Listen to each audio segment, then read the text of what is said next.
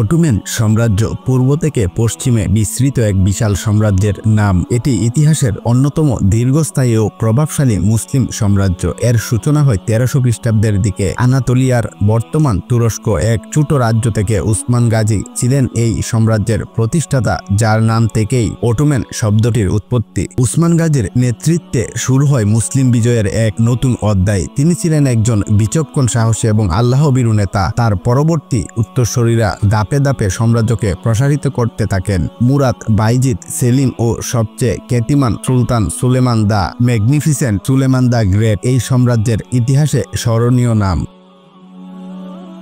15 শতকে অটোমানদের ইতিহাসে আসে এক গুরুত্বপূর্ণ বাঁক। 1453 সালে সুলতান Mohammad Fatih Mehmed the Conqueror Constantinople, বর্তমান ইস্তাম্বুল বিজয় করেন। এই বিজয়ের মধ্য দিয়েই শেষ হয় হাজার বছরের পুরনো বাইজেন্টাইন সাম্রাজ্য। কনস্টান্টিনোপলকে তিনি করেন রাজধানী এবং ইসলামিক সাংস্কৃতিক, জ্ঞান ও শিল্পের এক গৌরবময় কেন্দ্র। অটোমান সাম্রাজ্য ছিল শুধু সামরিক শক্তিতেই নয়, সংস্কৃতি, প্রশাসন ও ধর্মীয় সহনশীলতার দিক থেকেও অসাধারণ। বিভিন্ন ধর্ম, জাতি ও সম্প্রদায়ের মানুষ এখানে বাস করত শান্তিপূর্ণভাবে। ইসলাম ছিল রাষ্ট্রীয় ধর্ম, তবে খ্রিস্টান, ইহুদি ও অন্যান্য ধর্মের লোকেরা নিজেদের বিশ্বাস অনুসারে ধর্ম পালন করতে পারত।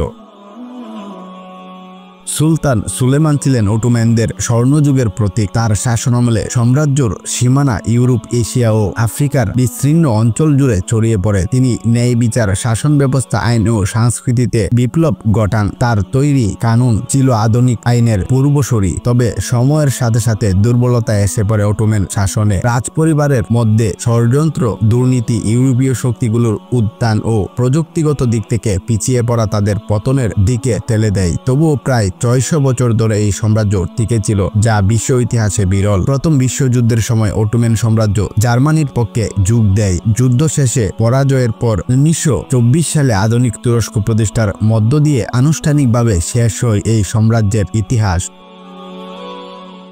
খিলাফতেও এর অবসান ঘটে। অটোমান সাম্রাজ্য ইতিহাসের একটি গৌরবময় অধ্যায়। তাদের বিজয়, শাসন ও ন্যায় বিচার, বহু সংস্কৃতির সহাবস্থান আমাদের শেখায় কিভাবে ধর্ম ও শক্তির মাধ্যমে এক সভ্যতাকে গড়ে তোলা যায়। তাদের ইতিহাস শুধু মুসলিম জাতির নয়, সমগ্র মানব জাতির জন্যই এক অমূল্য শিক্ষা।